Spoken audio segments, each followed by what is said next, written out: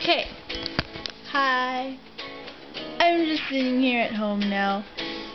Finals are done. And yeah, I have the hiccups.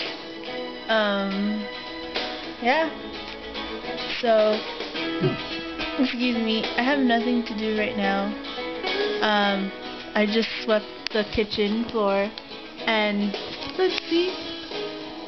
I swept everything. I swept the floor of the kitchen, the kitchen, and the stairs, and the living room too. Ooh, nice. And yeah, this, excuse me, is my stack of books that I'm trying to sell. And so far, nobody has bought them. But yeah. Oh, I want to show you something. My Japanese dictionary. It's so tiny and cute.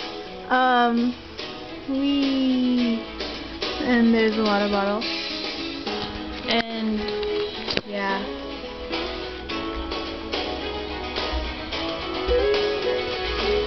Okay, this is awkward.